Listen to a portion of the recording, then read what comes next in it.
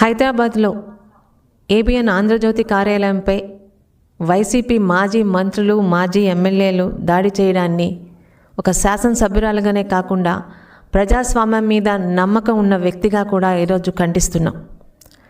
ఇది ఈరోజు ఏబిఎన్ మీద జరిగిన దాడి పత్రికా స్వాతంత్రం మీద, పత్రికా స్వేచ్ఛ మీద, అలాగే ప్రజాస్వామ్యం మీద జరిగిన దాడి. ఇందులో ఎటువంటి సందేహం లేదు. వాస్తవాలు వెలుగు తీసుకొచ్చే మీడియాల మీద, మీడియా సంస్థల మీద దాడి చేయడం అన్నది వైసీపీ నాయకులకి వెన్నతో పెట్టిన మిథ్య అన్నది చరిత్ర చెప్తూనే ఉంది.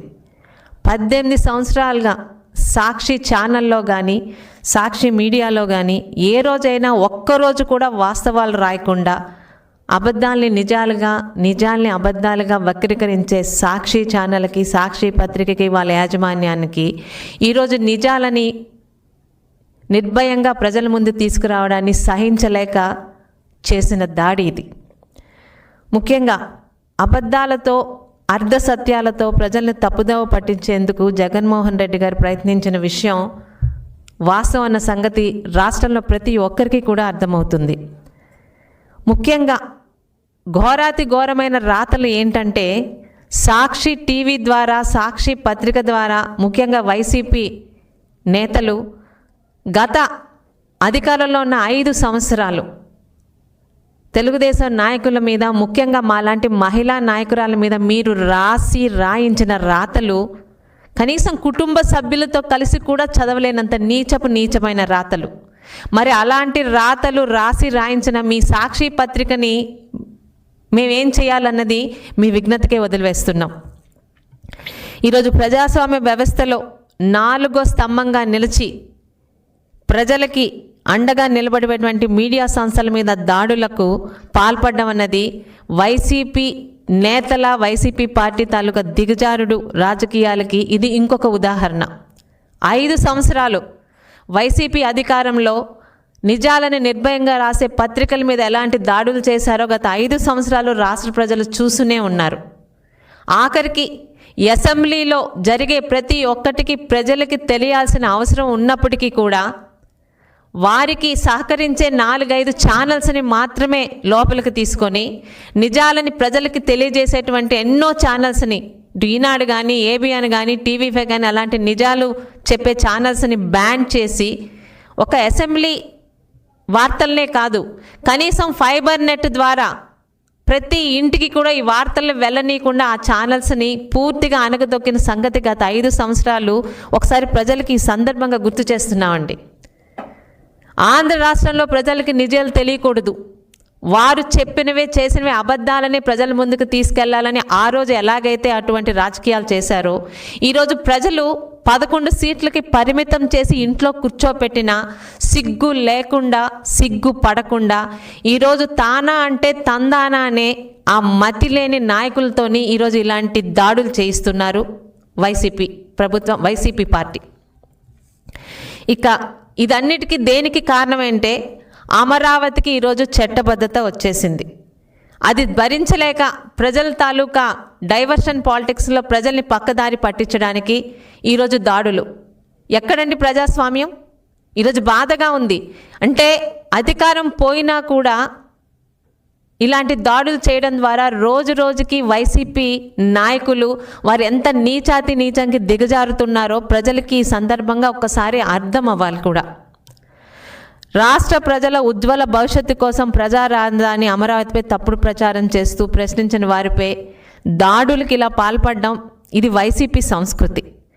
ప్రజా రాజధాని అమరావతి చట్ట పద్ధతి గురించి ఈరోజు మొత్తం రాష్ట్రం, నా రాష్ట్రం బాగుండాలి, నా రాష్ట్రానికి ఒక రాజధాని ఉండాలి, ఆ రాజధాని అమరావతి కావాలని కోరుకుంటున్న ప్రతి ఒక్కరూ ఈరోజు పండుగలు చేస్తుంటే అమరావతి మీద తన కసిని, పగని, కుట్రని ఈరోజు ఈ విధంగా అమరావతి గురించి నిజాలు చెప్తున్న ఏబిఎన్ ఆంధ్రజ్యోతి మీద, అలాగే ఆ పత్రికా యాజమాన్యం మీద, వారి తాలూకా ఆస్తుల మీద దాడులు చేయడం అనేది ఎంత హేయమైన చర్యో ప్రజలందరూ కూడా ఒకసారి ఆలోచించాలి.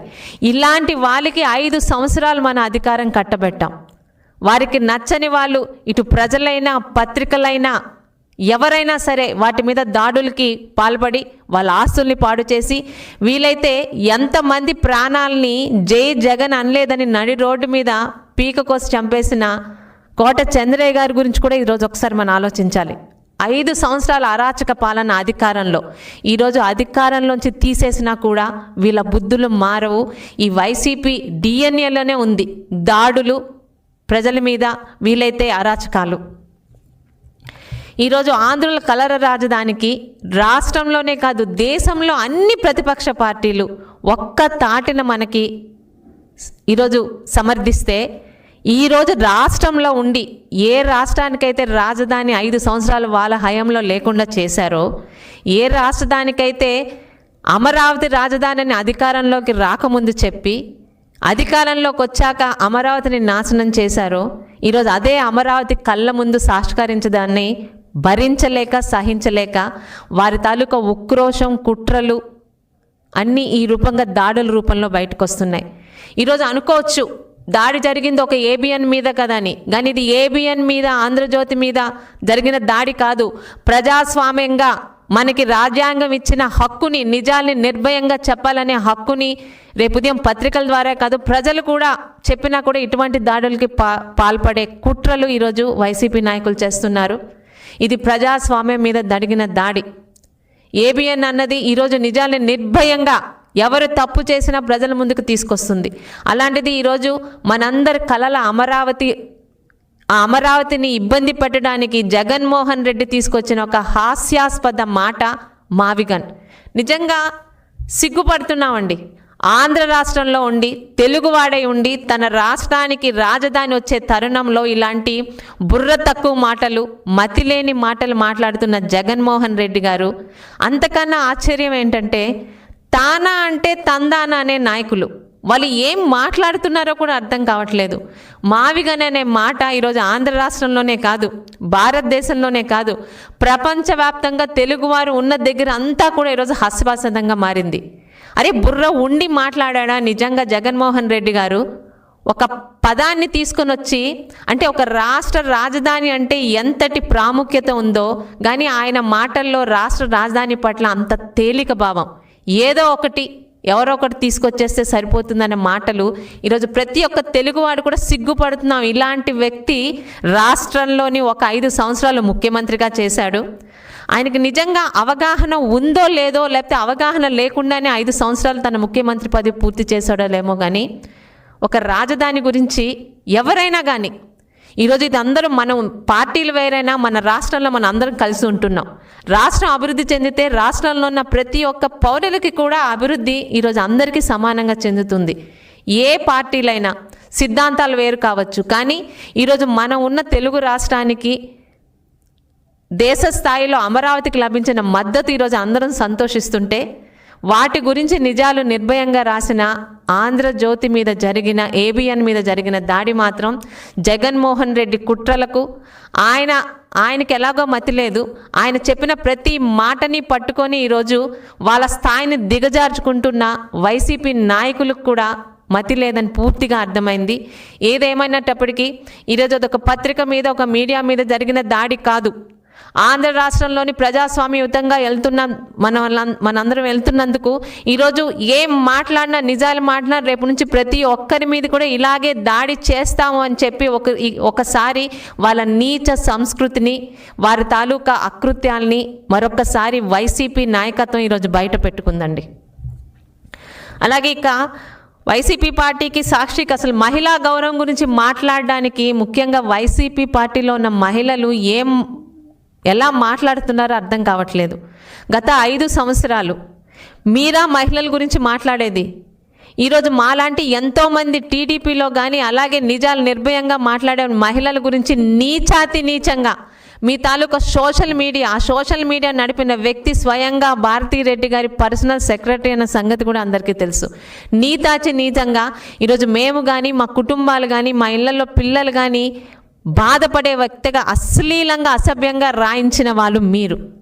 ఇదే అసెంబ్లీ సాక్షిగా ఈరోజు ముఖ్యమంత్రి సతీమణిగా ఉన్న, ఆ రోజు 3 సార్లు అప్పటికి ముఖ్యమంత్రిగా చేసిన చంద్రబాబు నాయుడు గారి సతీమణి గురించి మేమందరం గౌరవంగా తల్లిగా భావించే భువనేశ్వర్ గారి గురించి మీరు మాట్లాడిన మాటలు, రాయించిన రాతలు చూశాక నిజంగా మీ పార్టీలో మహిళలు ఉన్నారా అని అనిపిస్తుంది.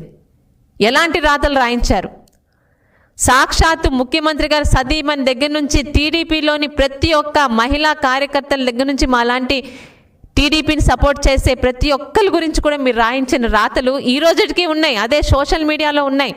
ఒక్కసారి అవి తీసి చూపిస్తే మీరు మీ తలలు ఎక్కడ పెట్టుకుంటారో కూడా మాకు అర్థం కావట్లేదు. ఈరోజు మీరు మహిళా నాయకత్వం గురించి మహిళల గురించి మాట్లాడుతున్నారు.